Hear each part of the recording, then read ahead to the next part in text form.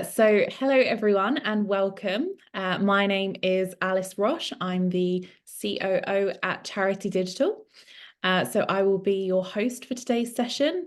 I thought it would be good if we started with just a little bit of context on who Charity Digital are, in case you don't already know. We get a lot of feedback that sometimes people don't quite understand who we are and they think we're a private company. We are actually a registered charity ourselves. And our mission is to help other charities be more digital. So we do this through two primary charitable activities. We provide access to software products that charities need at dramatically reduced and discounted prices. And we also publish content. So if you didn't know about our software, you may have consumed some of our webinars like this, our articles, you may have attended one of our events. And that's really around educating charity professionals on how to make better use of digital tools and your kind of digital transformation more broadly. So yeah, that's a little bit about us, and we're really proud to say that we've helped 1 million digital charity professionals improve their digital skills, and also we've helped over 77,000 charities save in excess of 284 million on tech. So that's just a little bit about Charity Digital. So do feel free to use the chat function. We're just going to keep this really informal. So yeah, do feel free to chat in the box and introduce yourself. Let us know where you're from and what your mission is. And I'm going to pass over to my colleague Joel now to introduce himself. Afternoon, everyone. Thank you very much, Alice, for the warm welcome as usual. So yeah, good to see so many of you as well. So yeah, I guess going on with the show really. Just a shout out to James in the background who'll be doing our background production as well. I'm just going to do some house rules before. Oh gosh, I've jumped ahead of the game there. Go ahead. That's right. So this session is being recorded. And I just wanted to share a couple of pointers for the session. So you can actually watch this on demand in a week's time. So we will send all resources and the recording to your inbox directly. And closed captions are available for today's session. So to enable these, in the bottom of the Zoom window, just click the up arrow and it's next to closed caption, and you can just click show subtitle. And during the session, please do feel free to ask questions in the chat box. I'll come to those at the end where we'll have a bit of an informal Q&A.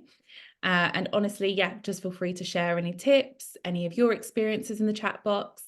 And then just lastly, at the end, you'll be asked for some feedback. We really, really love hearing, your thoughts on what the session was, how it was run. It really helps us to keep improving our services. And it just takes about a minute at the end. So you'll be prompted for that at the end. And I will now let you get on with the show, Joel. Thank you very much, Alice. Here comes Speedy Gonzalez again, eh? It's the slide on my face again. So yeah, good afternoon, everyone. So good to see so many of you as well. So yeah, thank you. So yeah, on with the show. So when we think of Microsoft, there are certain aspects that come instantly to mind. Outlook for your emails, the three amigos, Excel, PowerPoint, and Word. And more recently, with access to the cloud, Teams, OneDrive, and SharePoint. Now, I could provide another presentation about the main features of Microsoft 365 with a deep dive into each of them, but no, I don't want to do that today. I want to talk about some of the lesser known apps that are included in a Microsoft 365 subscription.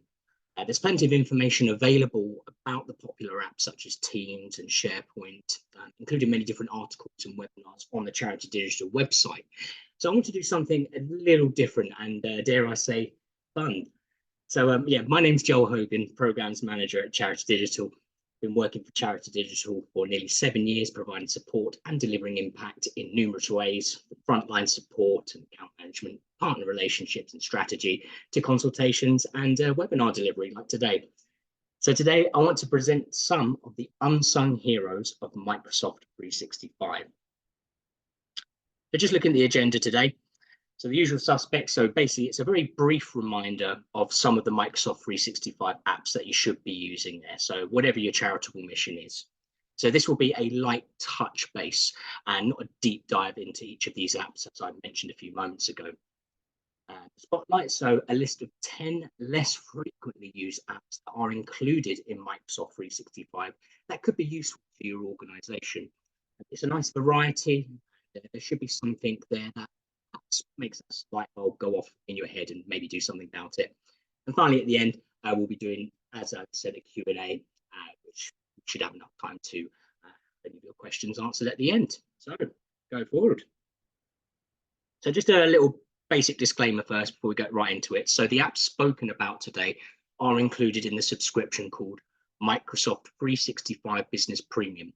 Now, I've chosen this subscription as the basis for discussion today, as it is a subscription which most charities should be able to get access to at a low cost. I want to be as inclusive as possible, but also broad as well. So sort of touch bases on many of your different skill sets there. So the usual suspects. So as I mentioned at the beginning, the apps listed here are pretty much the reason why any user of any skill set will be using Microsoft. So writing emails, letters and documents, creating spreadsheets, building presentations as well. And some of the apps here, particularly Word, have been part of tech culture now for about 40 years now. Bring a shock to some of you, but yeah, 40 years Word was created in the early 80s there. So some of the apps listed here are now becoming more synonymous with tech. Teams, OneDrive and SharePoint could be considered a more modern trio of essential Microsoft apps. The Teams is a fantastic app for any organization, micro to massive. Teams allows you to create conversations with your colleagues, allowing you to create separate groups if you need to as well, and as well as providing you the ability to communicate via video. There are also separate add-ons that can allow you to take incoming calls or deliver large-scale webinars too. OneDrive allows you to save all your documents to the cloud, and you don't have to use a specific device to access them again. It's extremely accessible with OneDrive being available commercially, as well as being accessed via more simpler services or personal services such as Hotmail as well, which is great. And then SharePoint helps you store all your files in one place so they can be located easily and allow you and your colleagues to work on a document at the same time, even if you are in two completely different remote locations. It also allows you to make special websites just for your team so you can share your ideas. The Teams, OneDrive and SharePoint work wonderfully together as a power trio. Not to be confused with the Power Apps, that's something different, but I think you might get the gist of what I mean. So Intune, Defender, and Azure Information Protection. Now, perhaps not as well known, but extremely important in the working world is Intune, Defender, and Azure Information Protection. Now, Intune is a device management application that provides tools to monitor your devices, PCs, laptops, phone, tablets, etc. Anything that's accessing your 365 sort of admin portal. It helps protect sensitive data by encrypting it. A must-have if your organization is having lots of devices access your data, including perhaps personal devices that may be used by your volunteers. Defender is Microsoft's cybersecurity solution, providing antivirus and protection against various cyber attacks, as well as other features such as threat intelligence and secure browsing. And now finally, just to touch on Azure Information Protection, overall, it helps organizations protect their sensitive data by classifying, labeling, and applying encryption access controls, ensuring that sensitive information remains secure wherever it goes. It provides a comprehensive solution for data protection and compliance, helping organizations safeguard their most valuable assets. So those, I would say, are some of the main features of Microsoft 365 Business Premium subscription that you will already know about in some cases, and some that you may not know of, but are certainly important in the modern working world. Now let's get to the fun stuff and talk about 10 less frequently used available to you via Microsoft 365. So just broken up into some topics here. So I've broken down the apps into the following categories. Now, these are the exact names of the categories on the 365 admin portal. which means you should be able to find them on your portal too after today when you want to go exploring a little bit further in it. So yeah, take a note of those for sure. We won't be going into detail of every single app associated with each topic, because we'll be here for quite a while then. And like I said, we're going through the top 10, or at least in our opinion.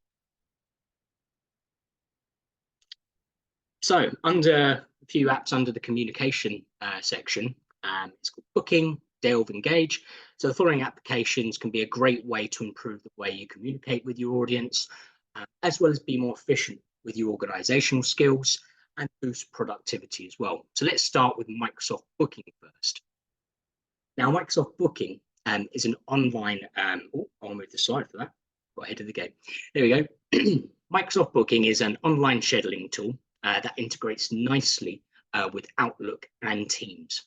It's primarily used to manage personal appointments or meetings. It provides a really nice user-friendly page, both for you to manage your bookings, but also for your users or your audience to easily schedule some time with you. Now, the way you manage your available time is great. You can easily break down the days, weeks, months that you are available, even hours as well, all the way down to, like I said, the specific hours that you have available. It's a fantastic integration with your Outlook calendar. I personally use this app a lot, and I'm sure, like most of you here and many others in the charity sector, we all have multiple job roles outside of our job role.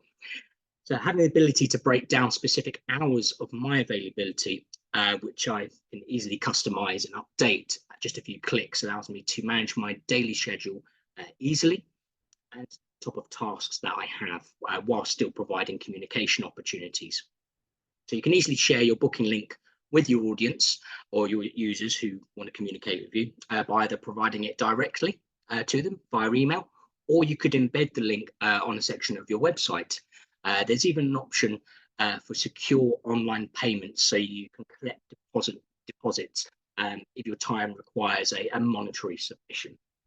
I also love the fact that you can customize your slots to have small breaks either side of your meeting availability, so either before or after your meeting. For me, this is essential, as I often have, like many people, have back-to-back meetings. Having that break in between allows me to ensure my notes from the meeting are at a good level. Also allow me to do any further administrative work, such as send a follow-up email to the person I've spoken to, or do some account updates, anything like that. So yeah, it's a really useful app, and like I said, it's an effective tool to help like me and hopefully you manage your time a little bit more effectively. Now, Delve is a smart tool that you can find information. Well, it can help you find information you need to connect with your colleagues easily. Now, it's a search and discovery tool, leveraging on the power of AI. Delve would suggest documents and files that are relevant to your work based on what you and your colleagues have been working on. That can keep the important documents organized in one place. These can be shared with your team in the form of a board, which you can tag your colleagues to. It also helps you discover who in your charity has expertise in specific areas and create potential collaboration opportunities. One of the big unsung challenges of the charity sector, in my opinion, which was evident during the COVID-19 pandemic, and I've spoken about this before, is siloing in the workplace. Not knowing what your other colleagues do can really split your charity up into unofficial teams and cause division and uncertainty where there is a real potential for working together. Now, you could be a frontline fundraiser or administrator and may not have an upfront connection with your finance team. Delve could help you work with someone you did never expect and bring your organization closer together, building unity and better camaraderie. So Engage is another collaboration platform similar to Teams, but serves a bit of a different purpose. Now, Teams is a hub designed for teamwork, communication, project management, etc. We've spoken a little about already, whilst Engage is designed to connect employees on a more company-wide level. Now, perhaps you work for a particular branch of a charity that has multiple sites across the country or across the world, in fact, as well, or part of maybe a religious circuit with lots of locations. Engage is designed to build a sense of community across multiple teams with an organization. Now, Engage can keep you up to date with company-wide announcements and news from leadership, so you always know what's going on at the top. You can share your feedback and ideas, surveys and polls. You can celebrate others' achievements with recognition posts, custom badges, virtual cheers, applauses, that kind of thing. Yeah, it's nice on that level. And the choice of implementing Teams or Engage, or maybe even both, would be entirely up to you. Engage is often the forgotten option, obviously, while we're speaking about it today. And it's certainly worth considering for collaboration on a much wider level. So it'll be up to you whether you think you'd pick one or the other, or maybe even both, but it's certainly worth considering having a little dive into, particularly as it's included with subscription. So content management. So just the one topic I wanted to highlight for this section, and for good reason. I've used Whiteboard quite a few times, and also its various competitors as well. Some of you might have used other Whiteboard sort of software out there, and there's lots of good free tools for charities for Whiteboard software. So to put it simply, Whiteboard is an interactive digital canvas that allows you to add virtual sticky notes in real time with your colleagues.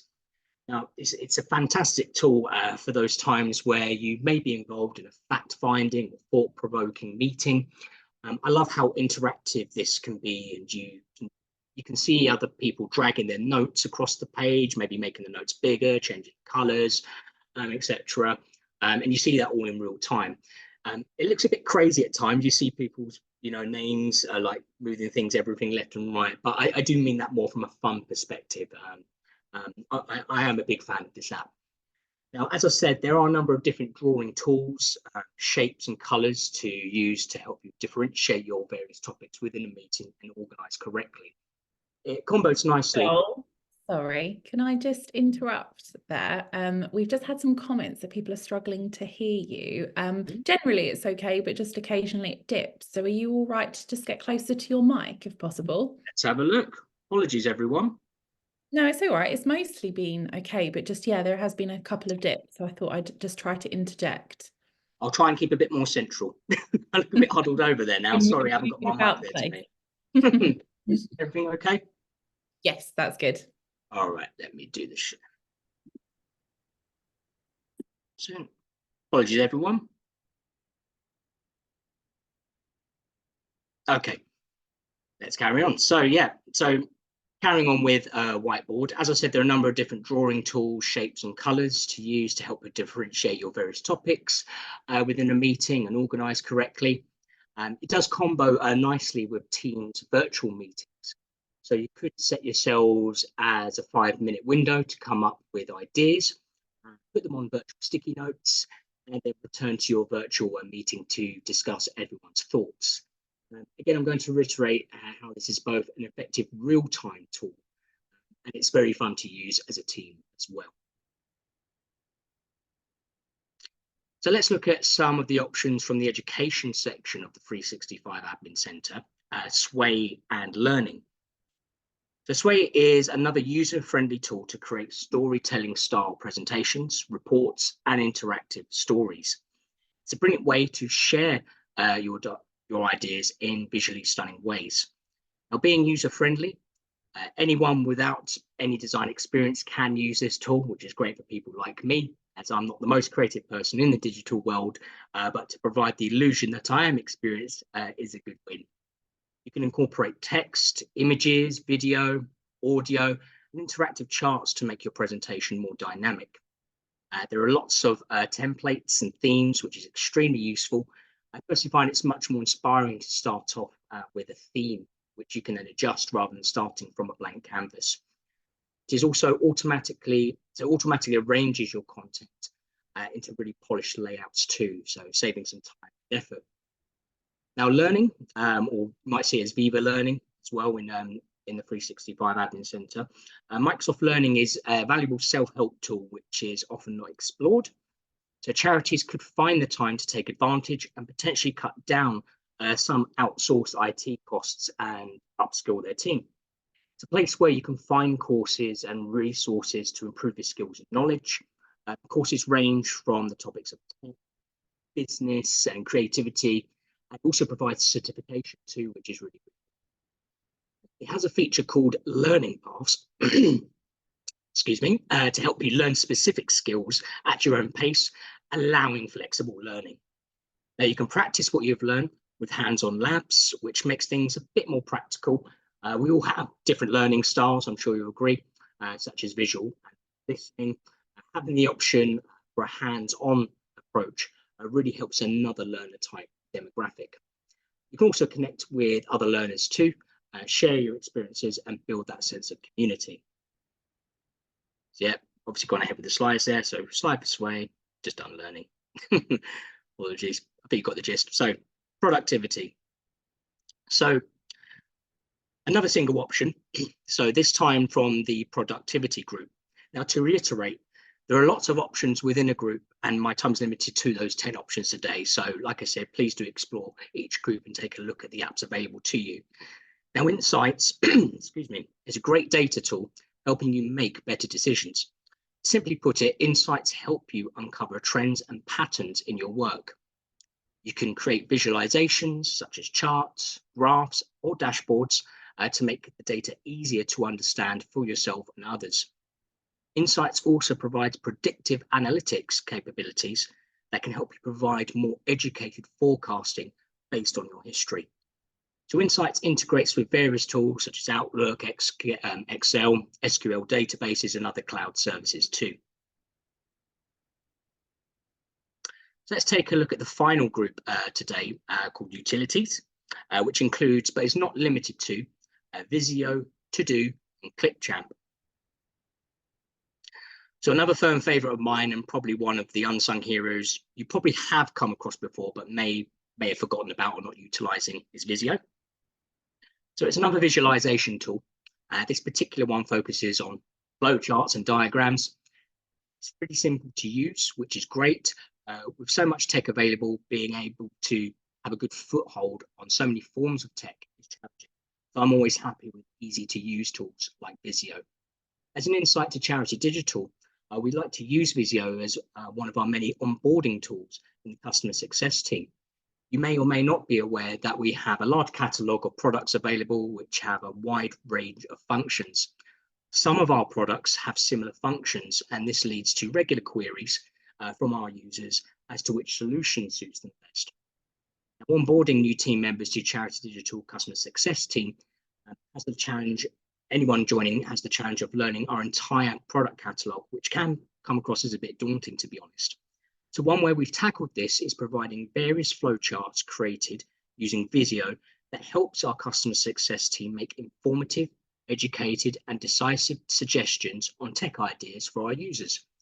Now that's just one way of using Visio. That's how we like to use it. But more commonly, Visio is used as a project management tool, so outlining the creation and the ending of a project in its early days.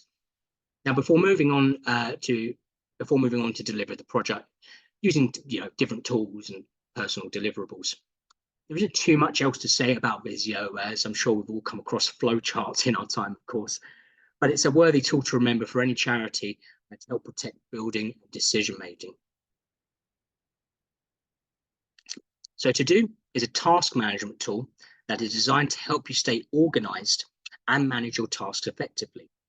Like many of the apps I've mentioned today, To-Do is an option very similar to other apps outside of Microsoft, which you may already be using. By giving To-Do a chance, you could end up making a decision to move over to this method of task management and save your charity some money.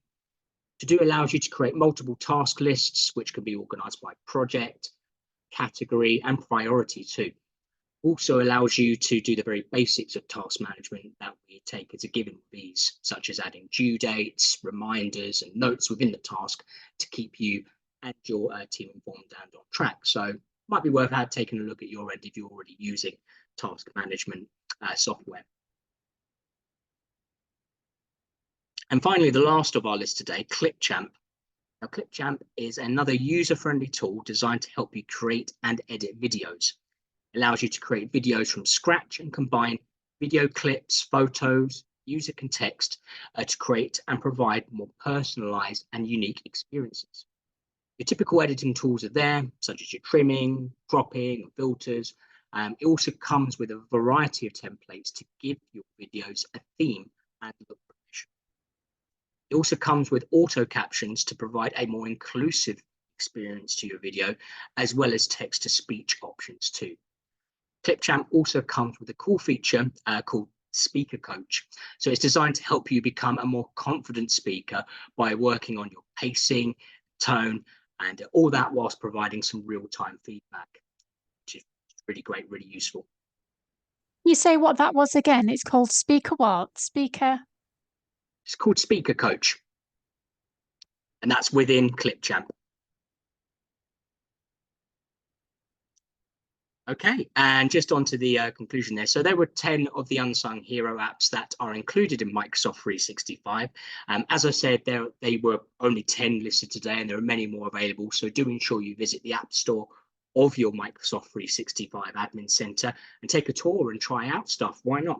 There's definitely something available that can benefit you and your charity. Okay, on to questions. Excellent. Thank you so much, Joel. Yeah, we have had a few come through. So we've had one asking about Defender. Somebody said, I'm told that this is perfectly adequate for antivirus on our devices. How true is this? Okay. So Defender has some various levels, so and various product SKUs or options available. So included in Microsoft 365 Business Premium, the subscription we're talking about today, it would include Defender Plan 1, which is a great tool for sort of email protection and finding threats, etc. But that version of Defender alone wouldn't be counted as something like an endpoint protection, or if something were to specifically land on your device in that sense. So if you're looking for like a larger protection, so a couple of options are, you can look at Defender Plan 2 or Defender for Endpoint. So it's a separate SKU, which is great. Or like many other organizations, if you're looking to sort of keep an eye on your costs, you can perhaps use Defender as your email protection, which comes with Business Premium. And then you might want to, see there are other solutions for endpoint protection out there which aren't provided by Microsoft, which you might be able to get at a better cost. Some of those are on the Charity Digital Exchange website. So to answer your question, it's the one that's including Business Premium is part of the way, but wouldn't be your full cybersecurity solution. There's a lot of different parts that you want to look to and to help build your cybersecurity plan within your organization. Thank you, Joel. And yeah, we have a lot of really useful articles on that. So I think I touched on earlier on that we also have a content website with all of our articles and previous webinars. So maybe we could share some resources in the chat for that. So another one we've had is, we like whiteboards, but we struggle to get the text extracted from the boards. Any tips? Oh, that's a really good one. Let's see, extracted. Have you had to, because I know we've worked with whiteboards obviously all the time. Do you use anything, Alice? I mean, I'm a little bit old school. If I extract it, you could take, I bet this sounds really bad. I like using snipping tools for everything personally. Screenshot. Yeah, snipping tools specifically to get it. What would you do, Alice? What have you done that sense? Yeah, I think we usually, if we're in person, we take photos of the flip chart. Or if we use whiteboards, then we screenshot it. But I'm not sure that there is a simple way to extract that. Might be one we have to look into and then come back to in the resources email that we send. Yeah, absolutely. Like I said, snipping tools are smaller. You're not taking a whole screenshot of the page. You can really customize it and add little parts to it as well. It should be included if you're in probably your devices, or most of you. Well, if you're using PC at least anyway. So yeah, snipping tool could be useful as a starting point. Great. Like I said, we'll definitely look into that because that's a really good question. And then we've had another one saying, is Sway an alternative to PowerPoint? It's a good question. You could say it's you could say it's one sort of alternative to PowerPoint for sure. They're both, PowerPoint obviously has been the classic, which has been around for a long time, and it has that kind of it's a little bit more, I guess, not professional is the word, but it maybe a little bit more rigid, whilst Delve, it's, you know, a little bit more creative as well, a little bit more similar to other sort of presentation style apps you might be using. Like, for example, you might be using something like Canva, or maybe Adobe Express has some of those options as well. So it's more along those kind of line things if you're used to Canva and things like that. I know everyone, pretty much a lot of people use Canva now, or Adobe Express. So I would more liken it to that, I would say. So still definitely available for presentation style. Obviously, the one big difference is that Delve is provide primarily in the cloud, whilst PowerPoint you can download to your specific device. So if you're, you know, if you're working offline and things like that, then PowerPoint would probably be your preferred choice, I would say, just because then you can work offline, which you can't do with Delve. Sway, sorry, I'm calling it Delve. Sway, sorry. So many products today. No worries. So we've had one saying, I use Planner a lot, including just for myself. Is this the same as, how does it compare to To-Do? So the one thing I find with many software providers, like Microsoft as well, is that sometimes they design software which are very, very similar in the way that they do things. Like we spoke about, obviously the Teams comparison then as well. So I would say one is more simpler than the other. I mean, if you're happy using one, then great. I mean, I don't dive too deep into both of them, as I use a different tool myself, if I'm being honest. But it's, yeah, I guess it's whatever you prefer the look of, to be honest. I wish I had a more definitive answer there for you, in terms of what's right, what's wrong. It's not really that kind of scenario. It's looks wise, I would say, or what you prefer the look of and what tooling you prefer. Brilliant, thank you. And then Engage seems to overlap with Teams. Why would you use Engage if using Teams? Yeah, so it's, yeah, I guess coming down to that decision when we spoke about it earlier, it's that it comes to preference. I mean, you know, Teams is great, and it depends. I guess it would help on the size of your organization as well, like how many people are employed, or how many volunteers are you having all at the same time? Because something like Teams, yeah, you know, if you're an organization, I would say even below, you know, 50 people or anything like, I mean, even up to 50 people, it depends on your setup for sure.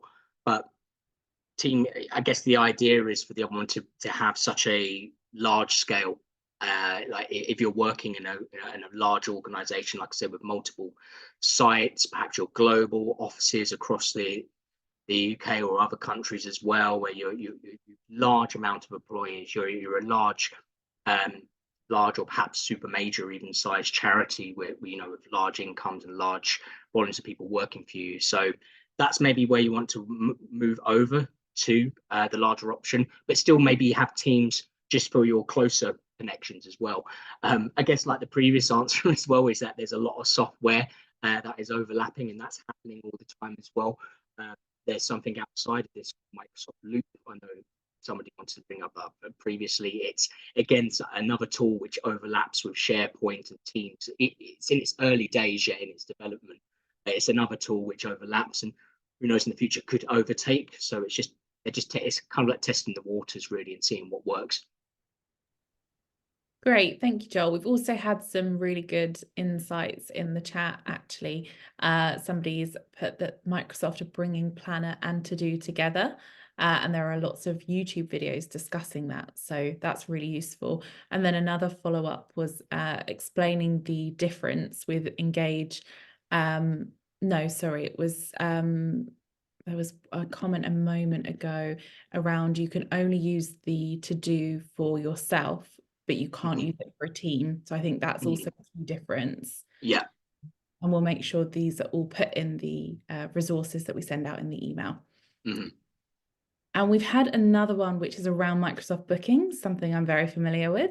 And it says, would this be a good alternative to using Doodle because of the integration with Outlook and Teams? Or does it not have similar scheduling functionalities? So I think for me, as someone who sends out a lot of Doodle polls and also uses the Microsoft Bookings, from what I'm aware of, they're quite different, because the Microsoft Bookings, people can book directly with your diary and have access to your diary, whereas the Doodle polls, you are actually providing the availability you have and you're proactively sending that out.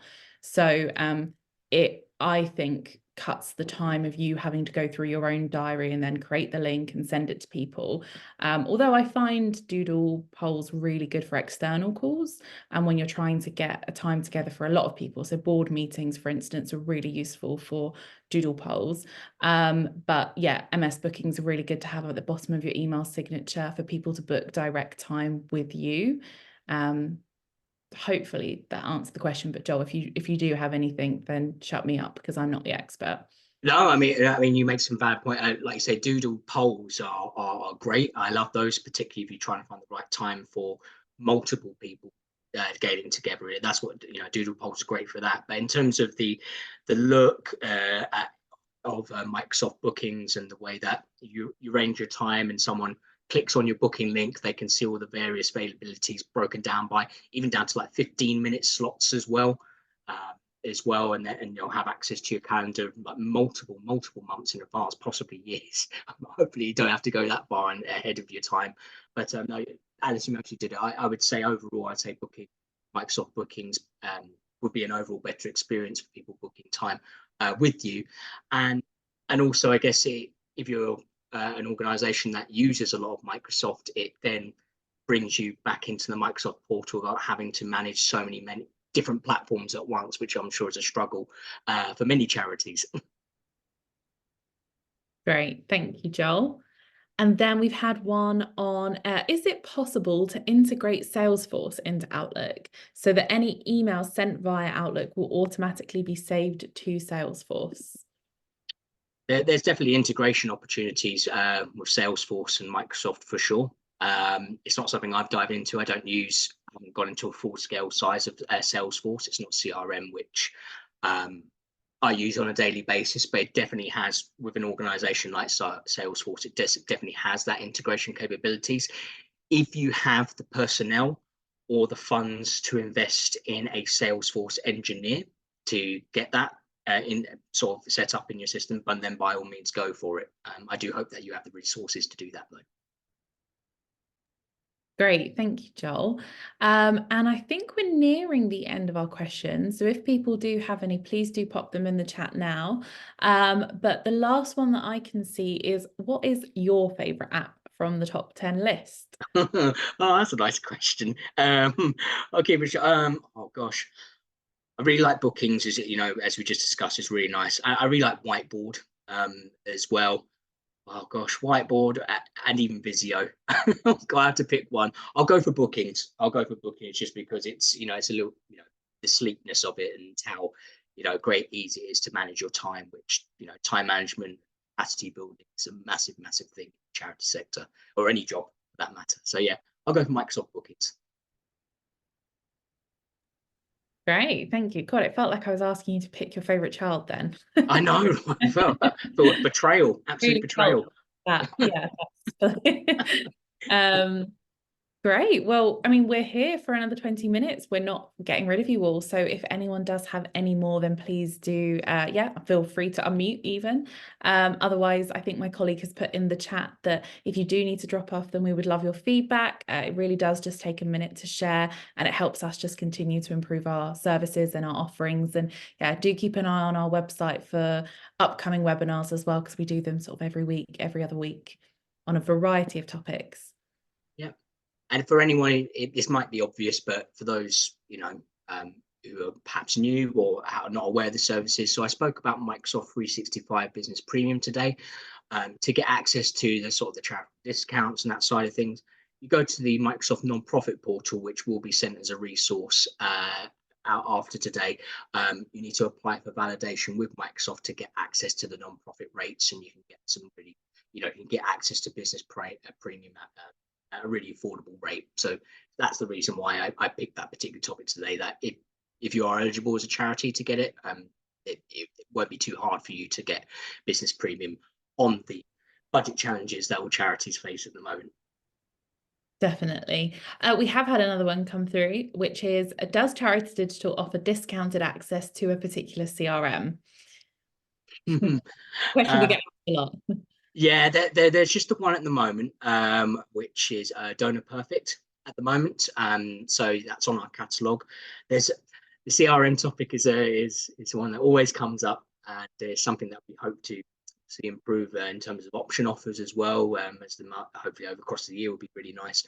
At the moment, it's Donor Perfect. Check it out. It's not for everyone. It does have some cool features as well. I particularly like the fact that it help automate your gift aid claims, to hopefully save out some of your paperwork with that. But CRMs are almost a very personal choice. There's so many options out there, and can it be too complicated or not complicated enough for your specific needs? Yeah, that's the long answer. So yeah, at the moment, just Donor Perfect. Excellent, thank you. We are actually getting some more through, which is brilliant, and lots of thank yous for your useful session, Joel, as well. So that's lovely. Somebody has said, we are about to migrate over to SharePoint. What key apps would you recommend introducing to staff in the move over? Moving to SharePoint, yeah, for sure. So Teams, numero uno for that as well, just because, like I said, the three amigos, as I called it there, or the new ones, should I say, of Teams, OneDrive, and SharePoint. You would be using them pretty much in function together as well, particularly with Teams, how easy it is to drop a link to a SharePoint site within a chat box, for example, or via a video call. So definitely, I would say if you're just starting off, Teams, absolute Teams for sure. It's really probably one of the best collaboration tools out there, I would say. If you're not in the world of Microsoft, there are things out there, but yeah, Teams is the fact you can do so much with Teams. That would say be my number one choice. Great, thank you, Joel. Another one is, emails that I flag in Outlook automatically show in my Microsoft To-Do, which confuses me because it clogs up my to-do. At the same time, I feel I could be using it to my advantage. Do you have any advice on that?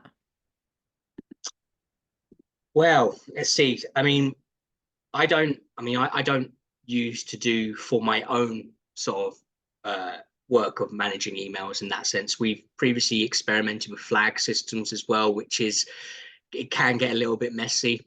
We've introduced tooling to go on top, sit on top of 365, which helps us sort of manage our emails a little bit more. So we use a system, we use a software outside of Microsoft called Front, which is really, really good.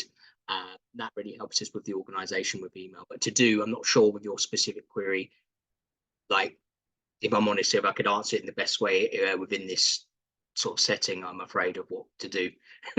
Honest, I'm sorry. And then I've had, can we get Doodle Poll at a discounted rate through Charity Digital? We can't, but it's free. I definitely use it for free. There's a free version. Yeah, you're definitely right. There's a free version for sure. Just watch out for all the ads for that come with it. But it's still good. But there might be, I haven't experimented with the paid version, but maybe they might be a bit kinder with the ads, I would say, with Doodle Poll. I'm not sure about that, but yeah, just that's the only one thing, my only one sort of small negative about Doodle Poll was the ads on the website. Yeah. And then we've had Teams versus Zoom. I see that you've used Zoom for this wewebinar. Oh, good. And then Google Meet in there, and yeah, and all the other, there are some in between as well. Yeah, no, it's a great question. So we do use Teams for calls as well as Zoom for sure. Both have what I like about Zoom. This might be a funny answer, but you know, it kind of reminds me of the old Hoover dynamic, where it's not actually a Hoover that we use, it's a vacuum cleaner, right? So when everyone was forced to go into working in this style, you know, because of the COVID-19 panic, people would say, oh, let's have a Zoom meeting, but it wasn't Zoom. So Zoom is very sort of, the name is very synonymous with video calling for sure. I like Teams. Well, Teams would obviously be there if you're using Microsoft, would be a massive cost reduction as well, even though there are discounts available to charities for Zoom.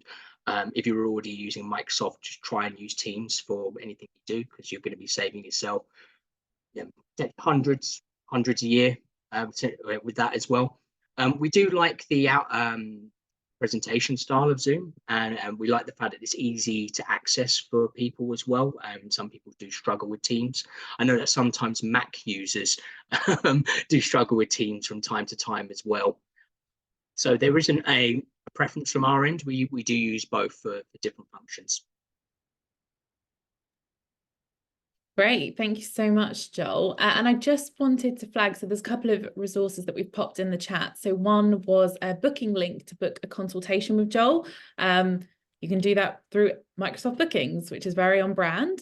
So that really is just a 15-minute chat with Joel, more about, you know, your organization, maybe some of your areas where you might need support with products. And yeah, basically Joel is like our in-house product expert, so he can help support and give recommendations. So do feel free to use that. And we've also pasted that feedback link again. And the last thing is that we do have another Microsoft webinar coming up, which is on Microsoft Copilot, and that will be on the 14th of May. Joel, are you doing that one as well? Yeah, certainly am. You're like our, Maybe I'll improve my mic for that one. I'll do my best. Unofficial Microsoft expert, aren't you? So yes, so that's on Copilot, and we've just pasted the link in the chat for that. Again, it's a free webinar. Yeah, feel free to join. That's on the 14th of May. I think on the 14th of May. Yes, yeah. Oh, you've had a lot of questions, Joel. You must need a glass of water, but we are on for a few more minutes in case anyone needs any specific questions for their charity or organisation. Otherwise, I hope everyone has a really lovely afternoon. And yeah, it's been really great seeing so many of you, particularly seeing so many of you with your cameras on. And yeah, I hope you have a lovely afternoon.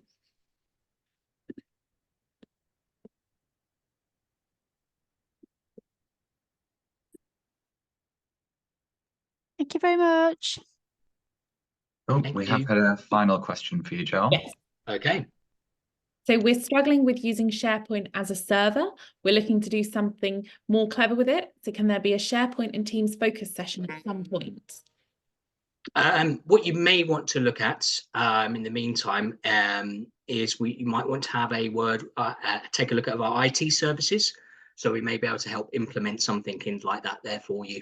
There's a section on our website where you can book a call with our head of IT. We'll be able to maybe go through some sessions with you of some sessions with you of how to get that set up, or go through your ideas at affordable charitable discounts there. Yeah, if we could paste the link. Oh, my colleague is already on it, I believe, which is the migration service. So again, that's just another free consultation with our IT manager. And yeah, he'll be able to kind of talk through, but that's definitely a really good idea for future sessions as well. And thank you so much to everyone that was participating in the chat and helping us with some of the answers. We don't claim to be, well, I did just call you an expert, but we don't claim to know everything about everything. So it's really useful when people are popping on and you know, sharing their experience and their insights. So thank you, everybody. Really appreciate it.